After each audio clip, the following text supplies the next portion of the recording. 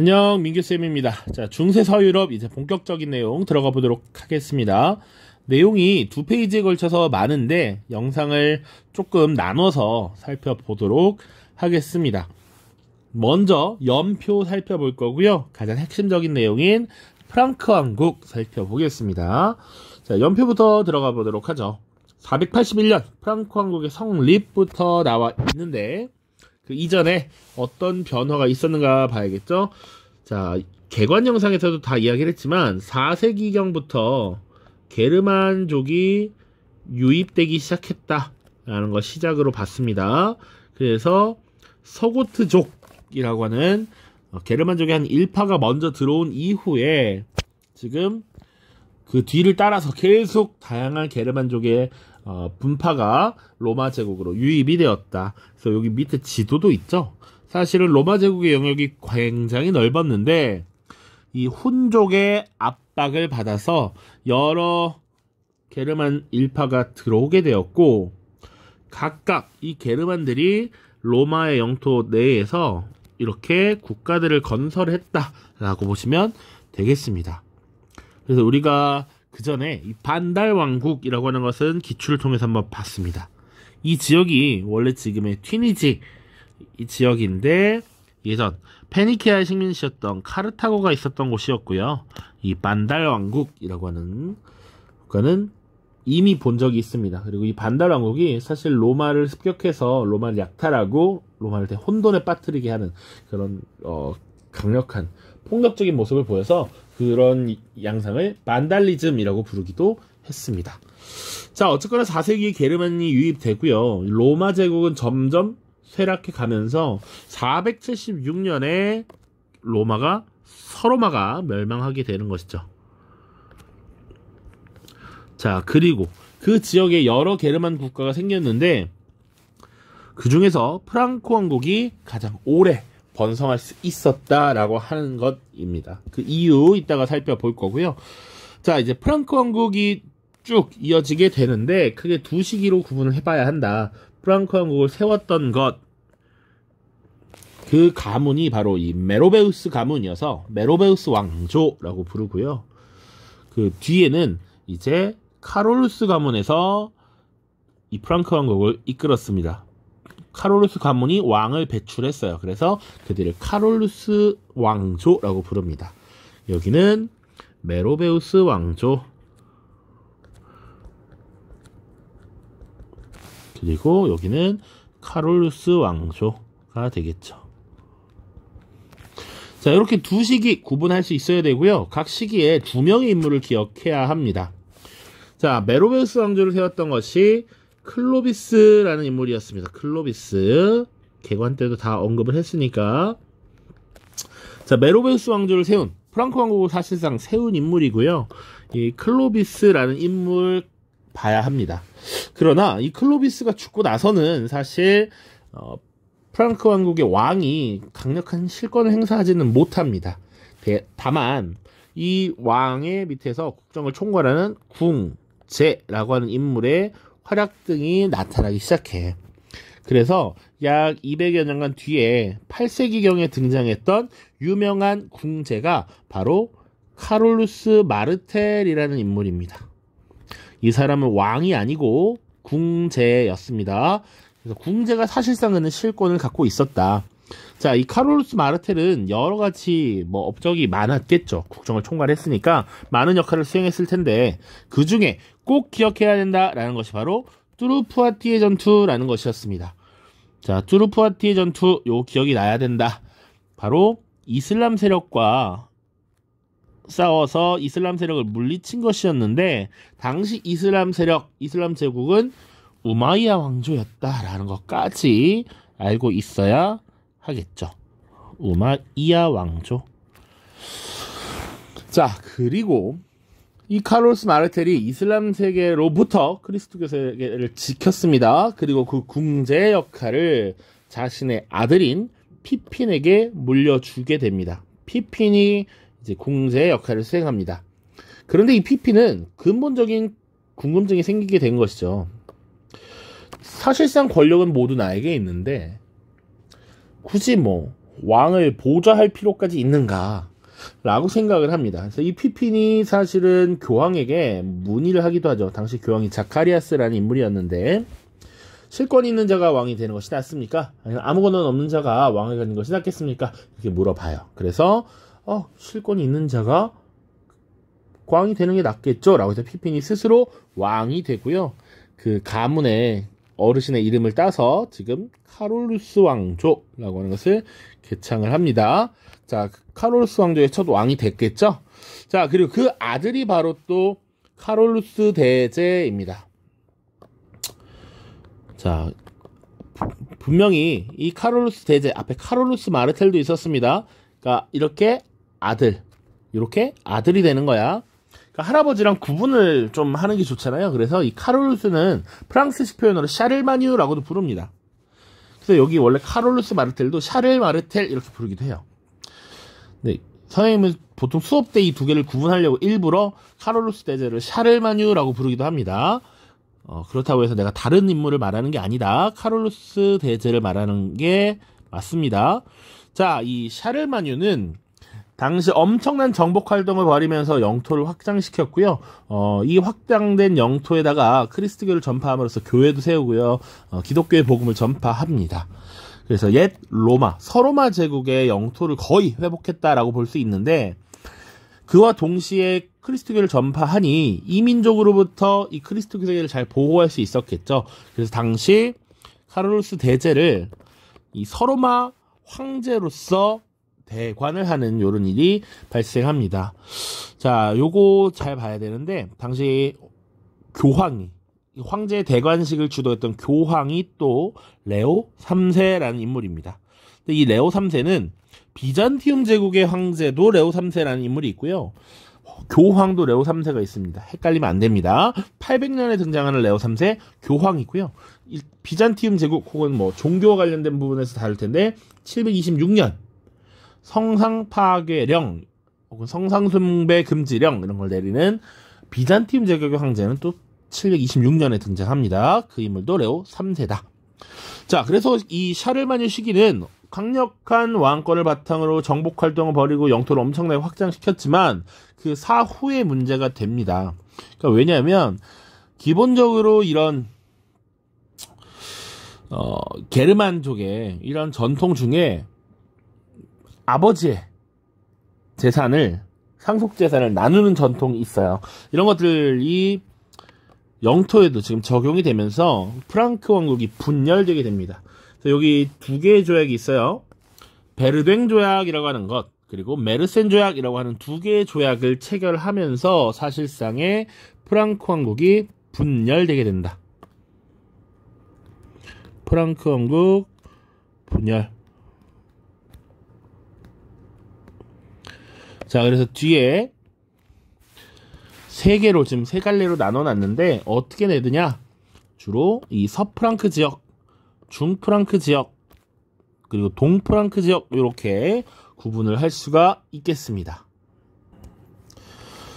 자, 이렇게 지금 서프랑크, 중프랑크, 동프랑크로 나뉘게 되었고요. 그리고 9세기 말이 되면 사실은 북방에 있었던 노르만족이 이동을 하면서 유럽 전역에 이 노르만족의 국가, 공국을 보통 세우게 됩니다.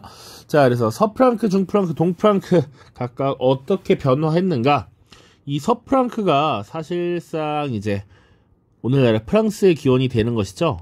그래서 이 프랑스 지역에는 위그 카페라고 하는 인물에 의해서, 그러니까 지금 서프랑크 왕조가 이제 프랑크 왕국의 왕조가 단절되면서 위그 카페라는 인물이 새롭게 왕으로 추대가 되는데, 이 이후에 생긴 왕조가 카페 왕조입니다. 카페 가문이 왕을 배출했기 때문에 카페 왕조야.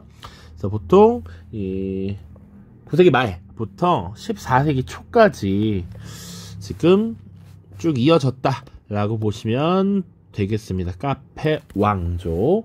나중에 또 이 국가들의 주요 왕들은 언급이 될 겁니다. 중프랑크는 지금의 이탈리아 지역, 이탈리아 특히 북부 지역이라고 할 수 있는데, 자, 이 중프랑크 지역은요, 사실상 이 동프랑크에 있었던 독일의 사실상 지배에 들어가게 됩니다. 그래서 동프랑크를 먼저 정리하자면 이 동프랑크 지역에서는 사실은 선출에 의해서 왕을 뽑습니다. 그래서 뭐 10세기 초에 콜라드, 하인리 1세 이런 왕들이 등장하고요.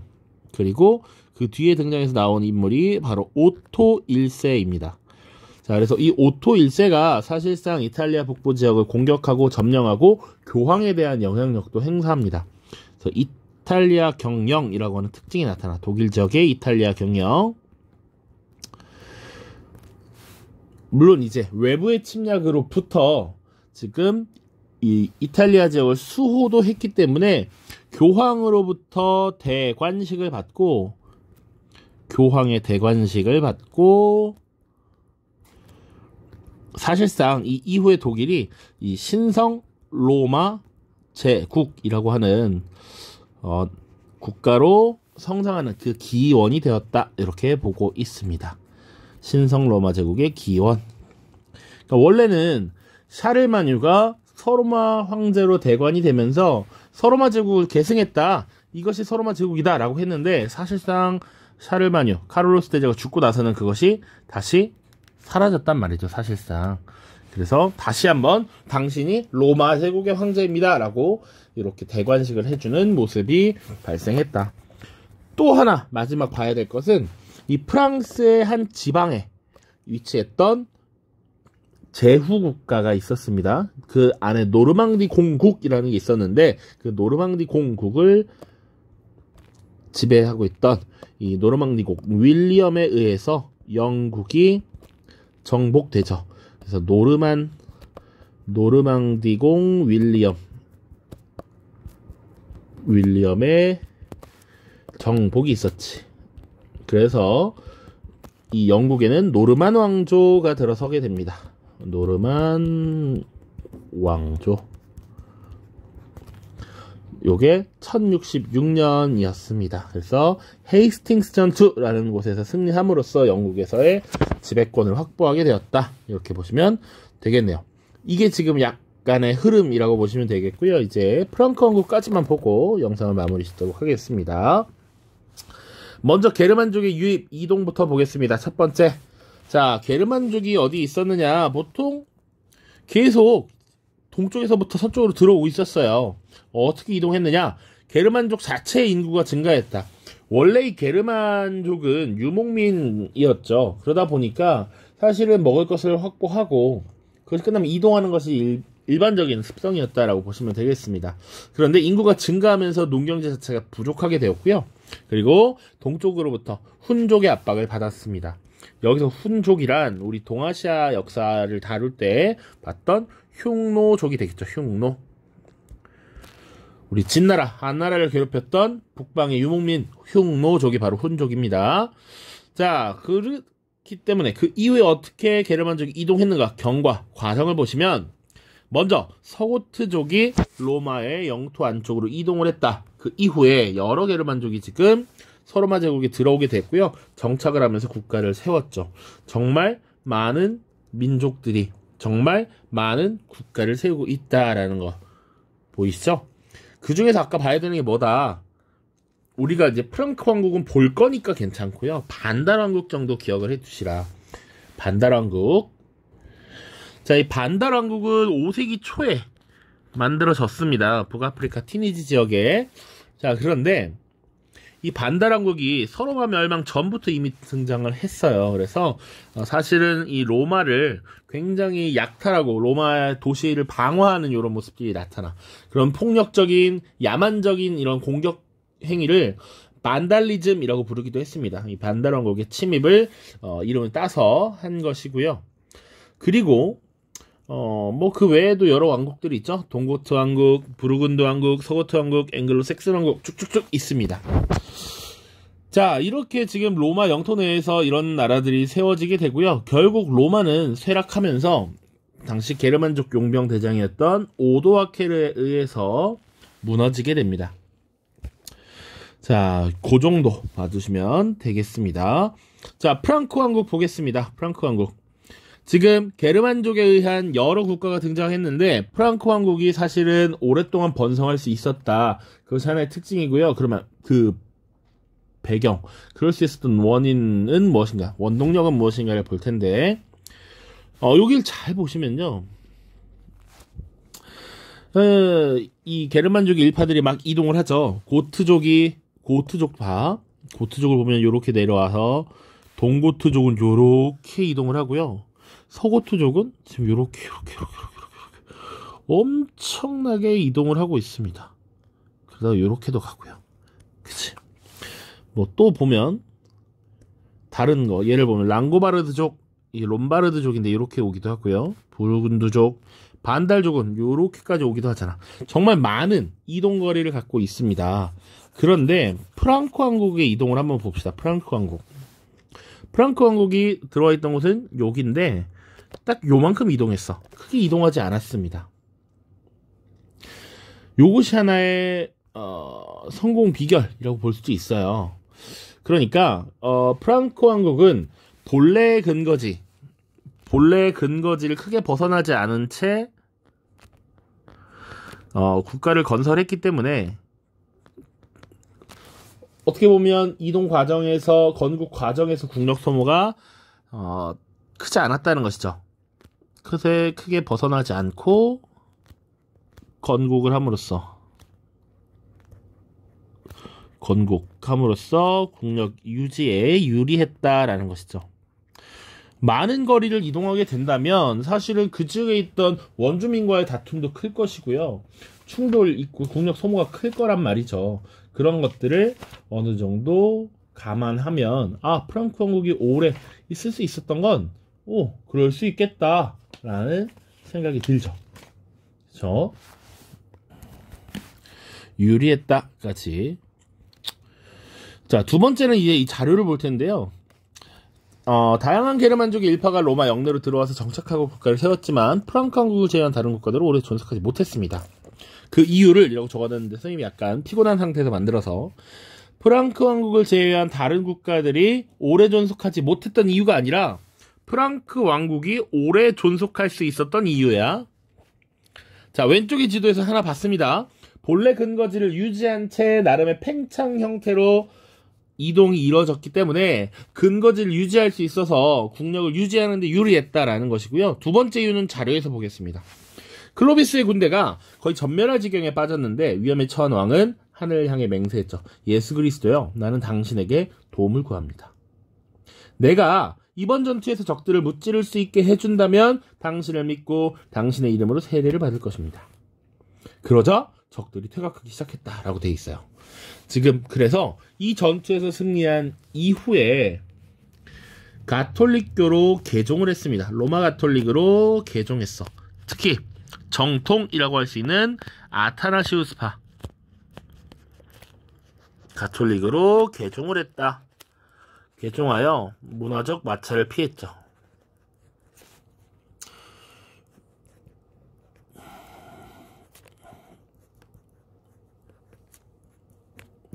이 두 가지가 되겠습니다. 오케이? 교회와 마찰이 없었다라는 것이죠. 이것이 프랑크 왕국이 오래 번성할 수 있었던 원동력 중에 하나였다. 이 두 가지 이유입니다. 자, 그래서 이제 프랑크 왕국 쭉쭉쭉 보도록 하죠. 연표에서, 흐름에서도 다뤘지만 메로베우스 왕조, 카로루스 왕조 두 시기 구분해야 되고요. 각각 인물 2명씩 봐야 합니다. 첫 번째, 메로베우스 왕조를 개창한 클로비스. 5세기 말 개창했다라고 돼 있죠. 연도로는 481년이었습니다. 연도를 외울 필요는 없다. 그냥 대략 서로마 제국이 몰락한 476년을 알고 있어야 돼. 그 직후에 세워졌구나. 그리고 이 클로비스가 로마 가톨릭교로 개종을 했다. 그 중에서도 아타나시우스파로 개종을 해서 교회와 충돌을 줄였죠. 교회와의 협력이 가능했지. 그러니까 원래 게르만족은 이상하게 아리우스파를 많이 믿었다라고 합니다.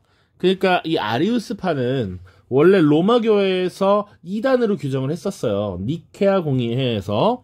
그런데 아타나시우스파로 개종을 하면서 지금 로마 교회와의 충돌도 피할 수 있었다라는 것이죠. 자, 그런데 클로비스가 죽고 나서 왕권이 굉장히 약화되고 이 국정을 총괄하는 궁제가 실권을 장악하게 됩니다. 그 대표적인 궁제가 바로 카롤루스 마르텔입니다. 카롤루스 마르텔. 시기적으로는 바로 이어지지 않습니다. 약 200여 년간 지나서야. 그러니까 클로비스가 활약했던 건 5세기 말이고요. 카롤루스 마르텔이 활약했던 건 8세기 초예요. 자, 프랑크 왕국의 궁제로서 실권을 장악했고요. 딱 하나 기억할 것. 투르 푸아티에 전투 732년 이슬람 제국의 침략을 격퇴했죠. 당시 우마이야 왕조의 공격을 격퇴하였습니다. 그래서 이슬람 세력으로부터 크리스트교 세계를 보호했다. 이 정도 기억하시면 되고요. 자, 보시면 이 지도에다가 그냥 추가로 그릴게. 이거 로마 제국의 발전이 아니죠. 게르만족의 이동을 그렸어야 되는데. 자, 아무튼 여기가 지금 이렇게 내려가면 여기 지금 터키가 있는 지금의 터키인 아나톨리아 반도죠. 여기 이렇게 밑으로 아라비아 반도가 있을 겁니다. 자, 그래서 여기 메카, 메디나 이렇게 있겠죠? 그래서 이슬람 제국이 무함마드가 계시를 받고 나서 정통 칼리프 시대를 거쳐서 우마이야 왕조 때가 되면 이 북부 아프리카 지역으로 세력을 확대하고요. 여기까지 올라올 거란 말이지. 그러다가 우마이야 왕조 때 여기 지브롤터 해협이라는 곳을 넘어서 이베리아 반도를 장악합니다. 그 다음 단계가 무엇이었느냐?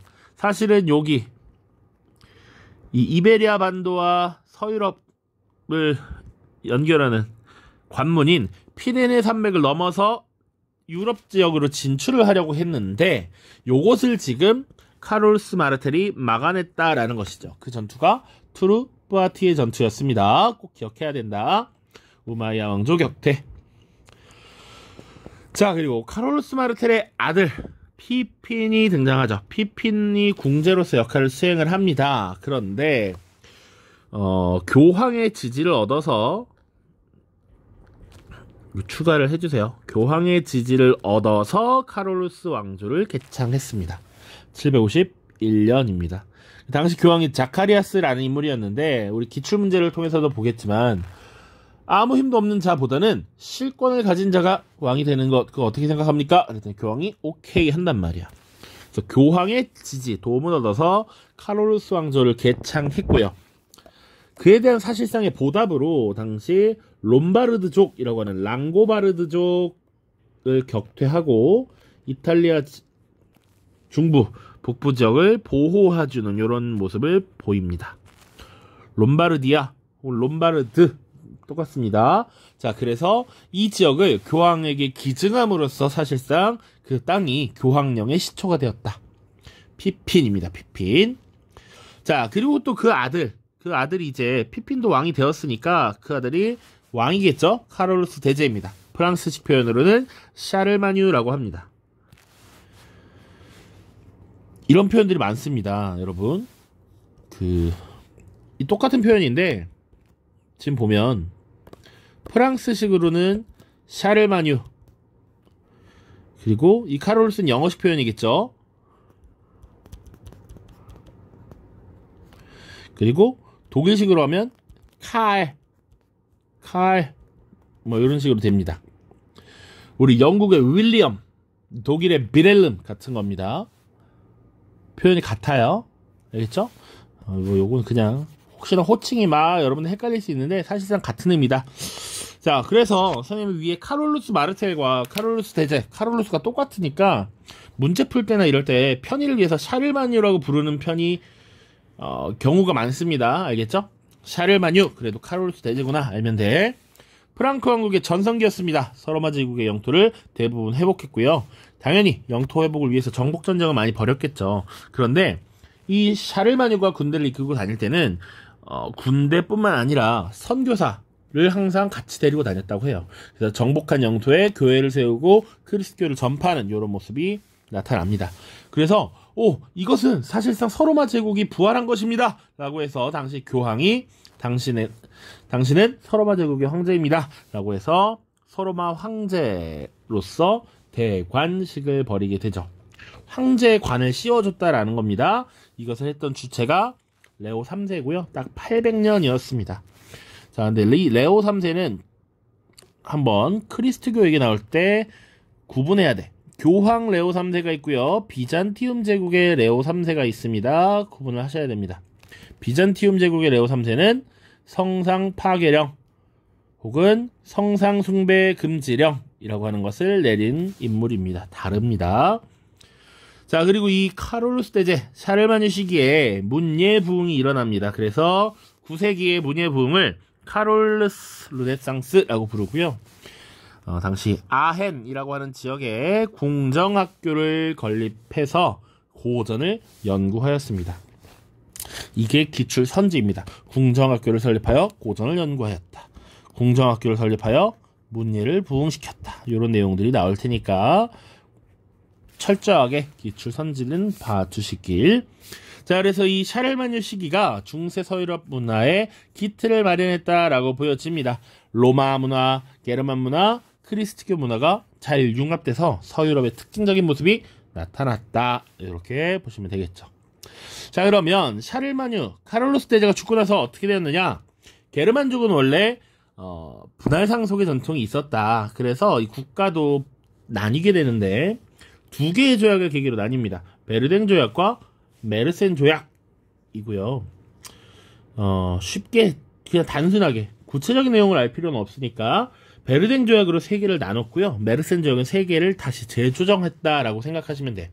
그래서 동프랑크, 중프랑크, 서프랑크로 나뉘었다. 그래서 현재 독일, 이탈리아, 프랑스의 기원이 되는 것이죠. 이런 혼란의 시기에 또 노르만족이 내려오기도 합니다. 자, 이제 문제 관련돼서 문제 몇 개 풀고 끝내도록 하죠. 자, 2015년 9월 모의평가 4번 문항입니다. 자, 85쪽의 문제 먼저 풀어보도록 하겠습니다. 자, 2015년 9월 모의평가 4번 문항이었네요. 다음 가상편지의 가 왕국에 대한 설명으로 옳은 것은 이라고 되어 있고요. 지금 롬바르드족의 침략을 받고 있다라고 되어 있고, 로마교회에 군사적 도움을 달라. 그러면 이 땅에서 명예와 천국에서 영원의 생명을 얻을 것이다. 지금 교황이 가 왕국의 궁제에게 지금 외부 이민족의 침략을 막아달라라고 이야기를 하고 있습니다. 자, 롬바르드족의 침략으로부터 지금 벗어나고 그 지역을 교황에게 기증했던 것, 그 궁제, 바로 피핀이 될 거고요. 이 피핀이 속해 있던 국가는 프랑크 왕국이 되겠죠. 프랑크 왕국. 자, 그러면 프랑크 왕국에 대한 설명을 고르면 됩니다. 1번, 우마이야 왕조를 정복하였다. 요것은 아바스 왕조가 되겠죠. 이 우마이야 왕조의 아랍인제일주의에 반발한 이 수니파 이슬람의 세력 그리고 시아파의 일부 협조를 얻어서 우마이야 왕조를 지금 정복하고 아바스 왕조를 세웠죠. 교황과 보름스 협약을 체결하였다. 굳이 왕국을 따지자면 신성 로마 제국의 하인리 5세가 되겠죠. 이거 우리 아직 다루지 않았는데 이 교회와 교회 권력과 세속의 권력이 대립을 하게 되고 그 결과의 산물로서 지금 보름스 협약이라는 것을 체결합니다. 서인권 문제에. 그래서 우리가 뒤에 다루겠지만 카노사해구력이라고 하는 것이 있었던 것이 하인리 4세 시기고요. 그 뒤에 어느 정도 문제를 일단락짓게 되는 이 협약이 하인리 5세 때에 체결이 됩니다. 그리고 교황, 파트너 교황은 칼릭스투스 2세입니다. 이 이름들을 알면 좋습니다. 알면 좋고요. 아는 것이 좋겠다. 자, 3번 둔관구제와 둔전병제 실시한 것 비잔티움 제국이고요. 4번 투르푸아티에 전투에서 이슬람이 격퇴하였다. 이거 많이 얘기했었습니다.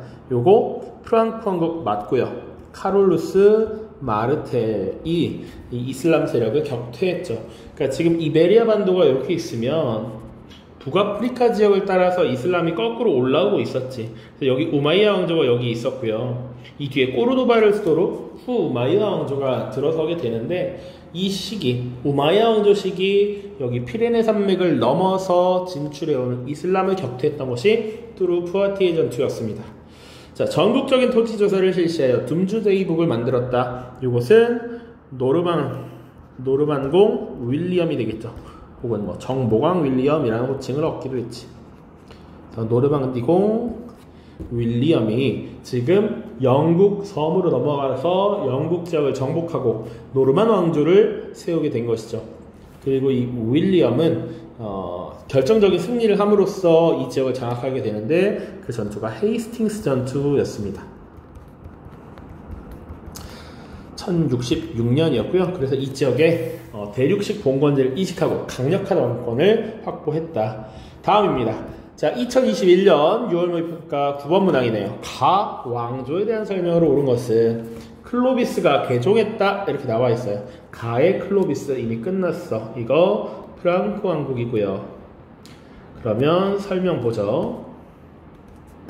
12표법 제정 로마죠. 로마 상수시공전은 우리 아직 안 다뤘는데 프로이센의 프리드리 2세입니다.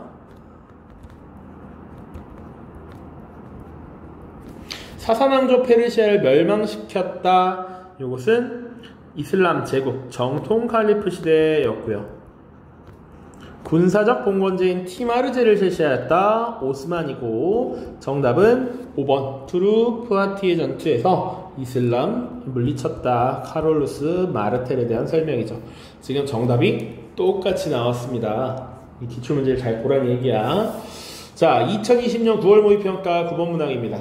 자카리아스 교황성화 현재 가의 궁제이신 피핀, 가 왕조를 묻는 것인데 가의 궁제 피핀이래. 사실 여기서 이미 프랑크 왕국이구나 라는 게 나올 수 있어야 되고요. 왕조를 물어봤으니까 프랑크 왕국은 메로베우스 왕조와 카롤루스 왕조로 구분할 수 있죠. 가의 궁제라고 하면 이 가는 바로 메로베우스 왕조가 됩니다.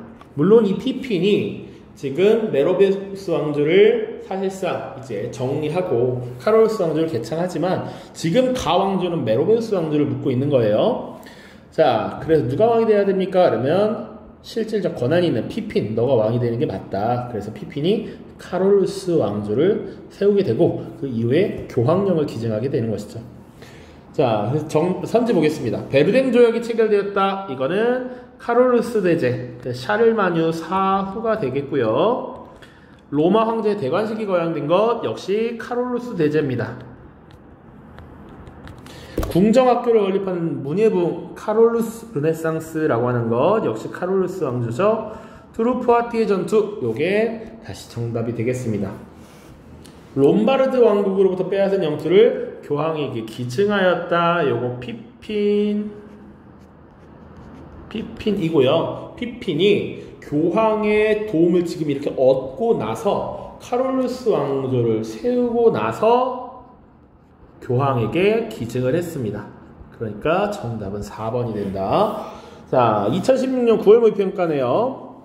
왕실의 내분으로 클로비스라고 하는 건국자가 죽고 난 이후에 사실상 프랑크 왕국은 내분에 빠지고요. 이 궁제 실권이 강화됩니다. 아버지의 뒤를 이어 궁제가 된 그는 실권자가 되어야 된다는 명분을 내세우며 왕위에 올랐다. 메로베우스 왕조의 힐데리 3세는 쫓겨났고 새로운 왕조가 개창되었다. 이 새로운 왕조가 바로 카롤루스 왕조였을 것이고 왕 위에 오를 수 있었던 것은 누가 지지를 해줬다. 바로 교황의 지지가 있었기 때문이죠. 자카리아스의 지지. 그러니까 이 피핀이 롬바르드족, 랑고바르드족을 사실상 무찔러주고 이탈리아를 보호함으로써 교황의 지지를 얻을 수 있었던 것이다. 자, 교황이 피핀을 지지하였다. 이게 정답이 되겠죠. 베르댕 조약으로 왕국이 분열된 것은 카롤루스 대제 사후입니다. 자, 카롤루스 대제가 교회를 세웠으니까 카롤루스 대제니까 피핀 이후고요. 이탈리아 일부 지역이 교황령으로 기증되었다.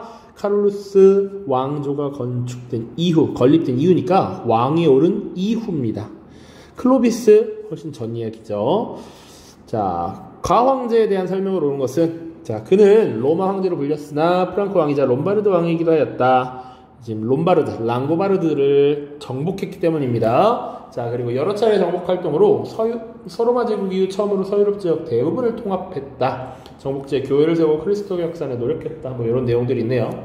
이 가황제는 카롤루스 대제입니다. 카롤루스 대제, 일명 샤를마뉴라는 것. 자, 카페 왕조를 개창하였다. 이것은 위그 카페라고 하는 인물이죠. 그러니까 사실상 프랑크 왕국이 분열되고 난 뒤에 서프랑크 지역에서 새롭게 이제 프랑스라고 하는 이제 국가가 이제 등장을 하는 거야. 이 프랑스 시대를 연 것이 바로 위그 카페였습니다. 트루프와티의 전투에서 승리한 것은 카롤루스 마르텔이고요. 알렉산드리아를 건설한 것은 훨씬 이전 알렉산드로스. 궁정학교를 세웠다. 이게 정답이 되겠죠. 궁정학교를 세워서 문예부흥에 힘쓰고 고전을 연구했다. 이런 표현 자주 나올 겁니다. 콘스탄티노폴리스의 성소피아 성당을 세웠다. 다다음 시간에 다룰 유스티니아누스입니다. 비잔티움 제국의 유스티니아누스 대제.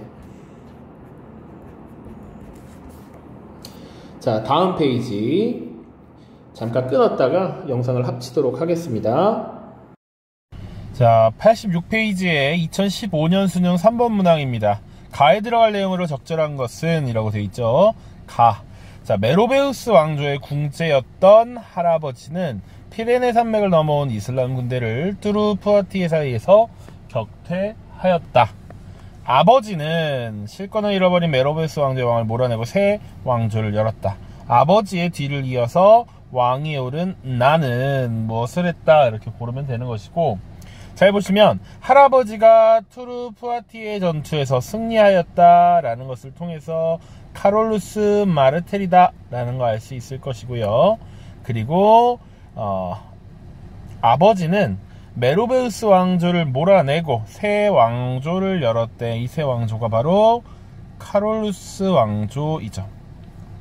카롤루스 왕조입니다. 자, 그래서 아버지는 피핀이고요. 나는 바로 샤를마뉴, 카롤루스 대제가 되겠죠. 자, 그래서 카롤루스 대제의 업적을 고르면 되는 문제였습니다. 자, 1번 반다라 왕국을 정복하였다. 이것은 비잔티움 제국의 유스티니아누스 대제이고요. 군관구제와 둔전병제를 실시하였다. 이것도 이제 유스티니아누스 후에 비잔티움 제국에서 이 군사령관을 파견해서 실시한 제도들입니다. 비잔티움 제국이에요. 레이펠트 전투에서 마자르족을 격퇴하였다. 이곳은 이제 동프랑크 지역에 있었던 오토 1세입니다. 오토 1세. 레이펠트 전투, 마자르족, 요게 지금 헝가리를 물리친 전투였습니다. 그래서 이 오토 1세가 나름 동유럽 지역, 그러니까 지금의 독일 지역에서 나름의 주도권을 잡게 된 승리였다. 이 지역을 약간 이끄는 맹주의 성격을 갖게 되는 전투였죠.